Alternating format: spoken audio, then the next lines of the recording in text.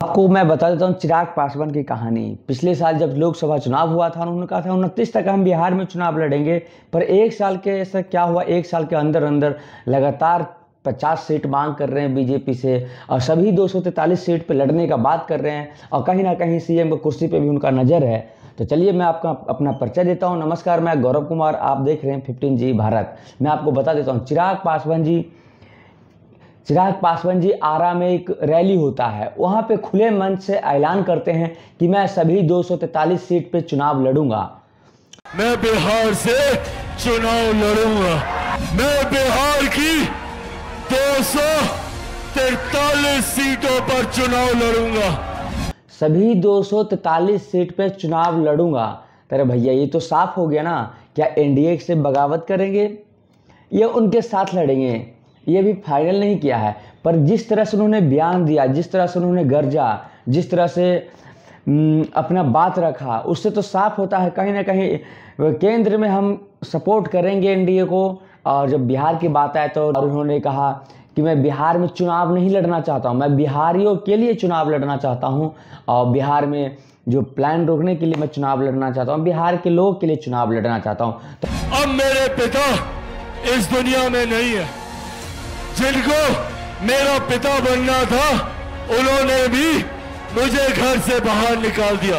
मेरे पिता आप हैं, मेरी माँ आप हैं, मेरे भाई आप हैं, मेरी बहन आप हैं, मेरा परिवार आप है। तो मेरा एक सवाल चिराग पासवान जी से है कि जिस तरह से उन्होंने एक साल केंद्रीय मंत्री रहे हैं, जिस तरह से केंद्रीय मंत्री चिराग पासवान जी रहे हैं, तो वो फूड मिनिस्टर थे, क्या एक भी मेगा फूड पार्क बना पाए बिहार में? सिर्फ बिहारियों का जुमलाबाजी दे रहे हैं, जिस तरह से हर एक लोग देते हैं, चाहे आरजेडी का लोग हो, चाहे बीजेपी का लोग हो, चाहे जेडीयू का लोग हो, उसी तरह से आप भी चूरन खिलाने आ रहे हैं बिहार को।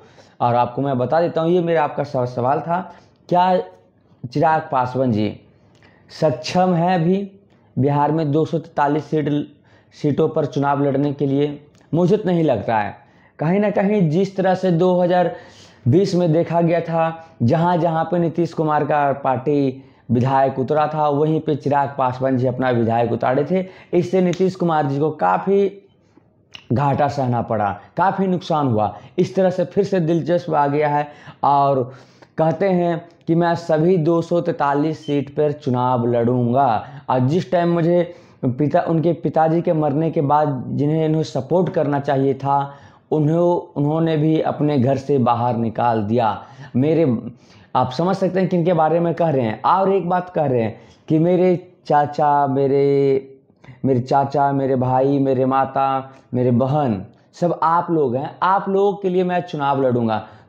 अब मेरे पिता इस दुनिया में नहीं है। जिनको मेरा पिता बनना था, उन्होंने भी मुझे घर से बाहर निकाल दिया। मेरे पिता आप हैं, मेरी माँ आप हैं, मेरे भाई आप हैं, मेरी बहन आप हैं, मेरा परिवार आप है। मैं बिहार से चुनाव लड़ूंगा। क्या सक्षम हो पाएगा सरकार बनाने में?